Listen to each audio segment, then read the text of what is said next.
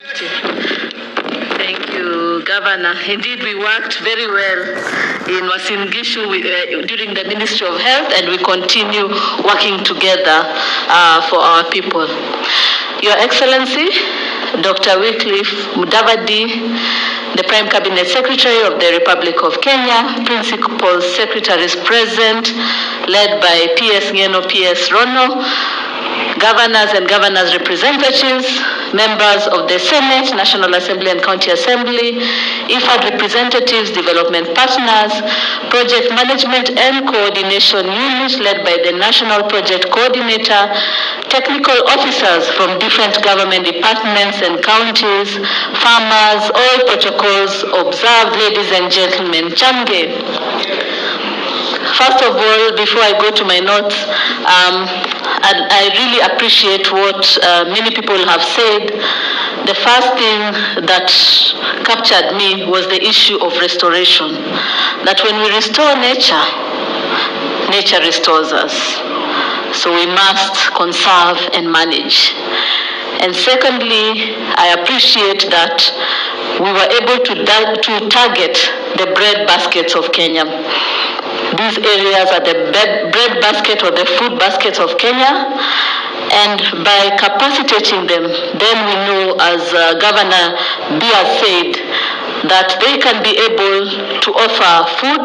There will be food security not only for these counties, but for Kenya. So we are gathered here to replace fragmented conservation efforts with a coordinated and integrated natural resource management framework that promotes greater efficiency, collaboration, and impact. The INREP is a strategic program that seeks to balance ecological conservation with sustainable socio-economic development across our counties. Together, we are charting a clear path towards landscape restoration, economic resilience, and long-term national prosperity. Ladies and gentlemen, this program is aligned with the Government of Kenya's overarching development agenda and national aspirations. It directly advances the bottom-up economic transformation agenda by restoring degraded ecosystems and enhancing environmental stewardship, safeguarding the natural resource base that underpins food security, water security, and sustainable livelihoods, and strengthening livelihoods within our rural communities while promoting the sustainable use of natural resources. In doing so, the program positions environmental conservation as a key driver of inclusive economic growth while strengthening our resilience to climate change and environmental degradation. The strategic objectives of this program are equally aligned with the aspirations of Kenya Vision 2030, which recognizes the importance of a clean, secure, healthy, and sustainable environment as a foundation for national development through practical and measurable interventions across our agricultural landscapes, forests, wetlands, and water catchments. We are translating this long-term vision into tangible actions. Ladies and gentlemen, INREP will therefore contribute directly to the mandate of the ministry, which is to ensure sustainable, clean, secure, and healthy environment for all Kenyans. In advancing this mandate, the program will strengthen environmental governance, promote the sustainable management of natural resources, and enhance ecosystem resilience for present and future generations. It will significantly contribute to the government's ambition target of 15 billion tree growing by 2032 through coordinated landscape restoration and afforestation initiatives. INREP's target interventions will accelerate the rehabilitation of degraded ecosystems, restore critical water towers, and strengthen watershed protection within the project counties and beyond. The program will further enhance institutional coordination by harmonizing environmental management frameworks and promoting integrated planning across national and county governments.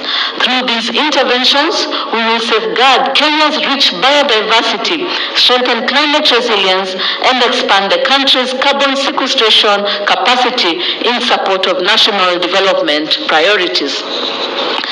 Ladies and gentlemen, INREP will also contribute to Kenya's commitment to various multilateral environmental agreements.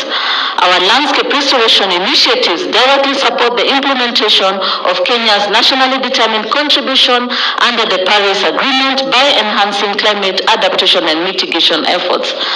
The program also advances the objective of the Convention on Biological Diversity through biodiversity conservation and ecosystem restoration, while contributing to the implementation of the United Nations Conservation to Combat Desertification by promoting sustainable land management and reversing land degradation. Through these coordinated actions, Kenya continues to demonstrate its commitment to fulfilling both national priorities and global environmental obligations. Ladies and gentlemen, to achieve these national and international commitments, the program is anchored on clear and measurable deliverables. We will deploy modern spatial technologies to map and establish comprehensive baselines for soil, water, and ecosystem health. We will restore thousands of hectares of degraded forests, wetlands, rangelands, and other critical ecosystems across the country. With the advent of artificial intelligence and technology advancement, real-time environmental monitoring systems will be established to track biodiversity trends, monitor ecosystem health, and facilitate timely responses to emerging environmental threats. In addition, we will strengthen policy and institutional frameworks to support integrated natural resource management at both national and county level.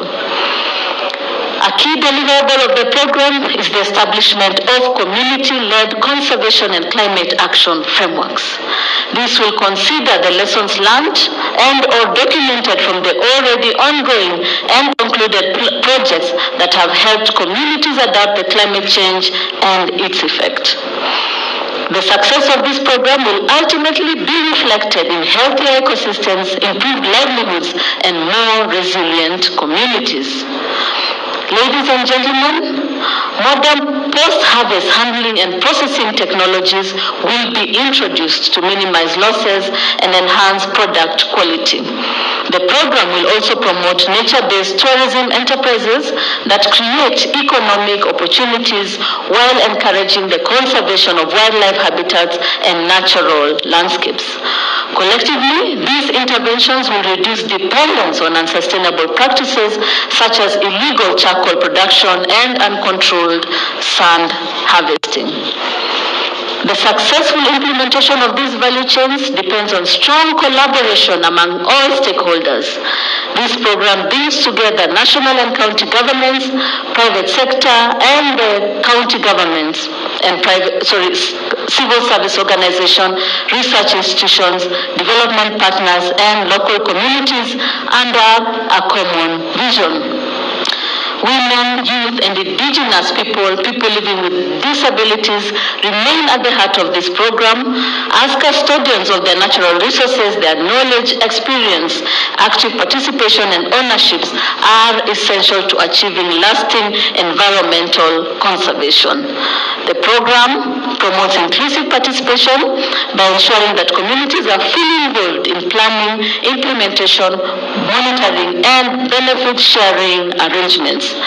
Their leadership will be fundamental in sustaining restoration efforts and ensuring long-term stewardship of Kenya's natural resources. I can't leave this podium without expressing Kenyan government's profound gratitude to our international development partners and global financial institutions, the International Fund for Agricultural Development, IFAD, the Global Environment Facility, GEF, and the Green Climate Fund, GCF, and the Bill and Melinda Gates Foundation, just to mention but a few, who have provided foundational support for this program. Their blended climate finance, technical expertise, and global perspective allow us to scale this project effectively. Ladies and gentlemen, these institutions have seamlessly connected our local watershed actions to global climate mitigation targets. We highly value the enduring commitment to Kenya's green transition and economic resilience. Let us embark on this ambitious journey with a unified purpose, high energy, and unwavering integrity. May our collective actions restore our landscapes, enrich our communities, and fulfill our promises to the world. Thank you very much. God bless you, and may God bless Kenya.